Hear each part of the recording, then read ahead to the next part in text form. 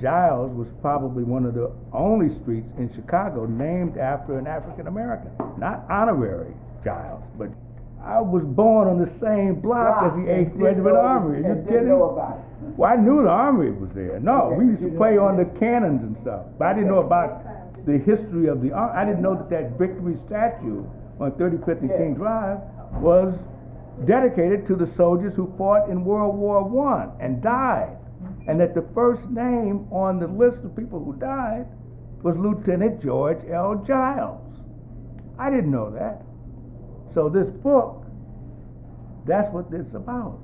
It's about all this stuff that I didn't know, that I should have known. And all the stuff that you don't know, that you should know.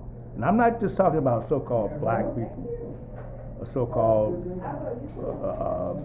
minorities. This is history. This is the history of this country. Everybody who considers themselves educated should know this.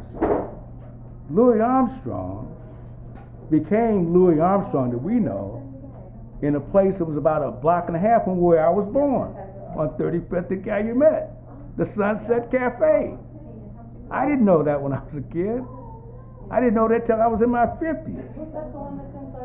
And so that's what this book is about.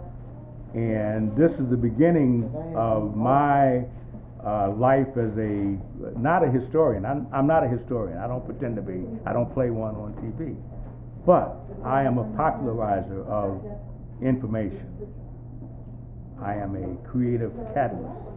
The company that publishes this book was the biggest publisher of this kind of local pictorial histories in the country.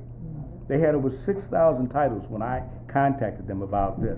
And I said, well, wait a minute, where's the book on African Americans in Chicago?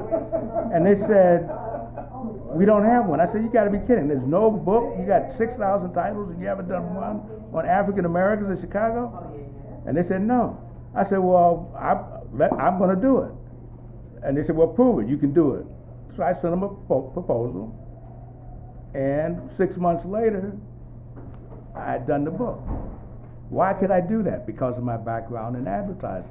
I knew what it took to design and write a book, or anything for that matter.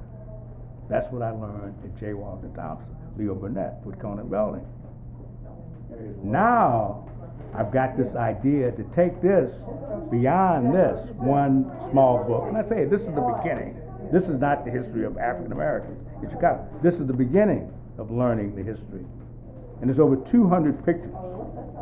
Goes from DuSable through Obama. And it's actually got a painting that I did related to Obama that I did about a month before he got the Democratic nomination from Hillary Clinton. Dreams can come true. But now I was saying I'm working on a book that I'm going to publish. That's going to be a bigger book, thicker book, that I call the AFAM album. And it's let me take this. This is a promotional piece I did for it. And it says, if you're not in this book, the African American Chicago book, you should be in the next one. And that's the AFAM album. And I call it the Black American Family Scrapbook. And I want everybody who is African American in Chicago to think about being in this book. And they can be. You don't have to be anybody famous, just like with the other book. I've got people in my book, people in my family, I got people, friends of mine, I got people, because it's about African Americans. It's not about great African Americans in Chicago or famous African Americans in Chicago. It's about African Americans in Chicago, and that's the whole history of us, which includes everybody. So anyway, that's the next project I'm working on. Well, what can I say about this book except that I didn't know 80% of the information in the book until I started doing the research.